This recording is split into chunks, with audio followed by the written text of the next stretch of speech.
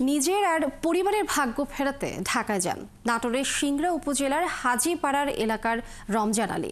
জুলাইয়ের ছাত্র আন্দোলনে ঢাকার সাভারের বাইপাইল এলাকায় যোগ দেন তিনি। ৫ আগস্ট বুকে গুলি লেগে আহত হলে তাকে নিয়ে যাওয়া হয় এনাম মেডিকেলে।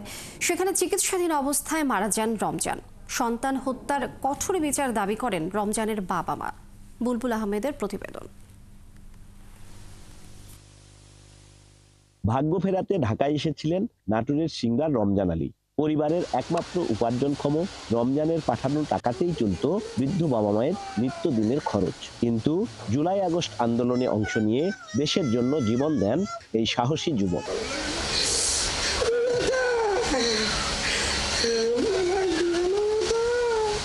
সন্তান হারানো বাবা মার চোখের পানি এখনো শুকোয়নি।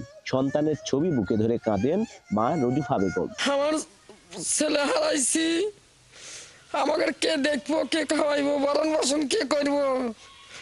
আমরা সরকারের কাছে বিচার চাই। তবে সন্তান হারিয়ে অর্থনৈতিক চাপে পড়লেও দমে যাননি রমজানের বাবা নজরুল ইসলাম। দেশের জন্য তার সন্তানের জীবনদান গর্বিত করে তাকে। এখন আমার ছেলে তো কোনো দোষ করে নাই, নির্দোষ ছেলে।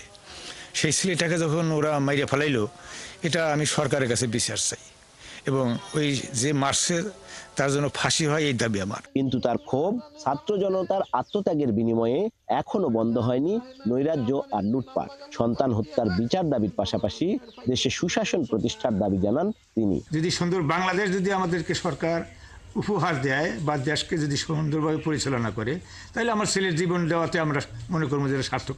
রমজান আলীর বন্ধুরা বললেন, অত্যন্ত বিনয়ী আর সদালাপী ছিলেন রমজান। এমন মানুষকে হারিয়ে কাতর এলাকাবাসীও। রমজানের স্মৃতি রক্ষার দাবি জানান তারা। ছেলেটা খুব ভালো ছিল, বাপ মায়ের সঙ্গে বা এলাকার লোকজনের সাথে খুব ভালো ব্যবহার করতো। আর ছেলেটা ভালো ছিল, আমাদের ছেলে তো ভালো ব্যবহারই করছে।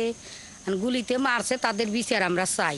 আমাদের এখানে একটা ব্রিজ চাই, এই ব্রিজটা যেন শহীদ রমজানের নামের উদ্দেশ্যই হয়। রমজান আলীর বাড়িতে যাওয়ার জন্য ভালো রাস্তা আমরা চাই। শহীদদের স্মরণীয় করে রাখতে প্রয়োজনীয় পদক্ষেপ নেওয়ার আশ্বাস দিলেন জেলা প্রশাসকও। যারা শহীদ হয়েছেন সেই শহীদ পরিবারের পাশে আমাদের সরকার সবসময় আছেন।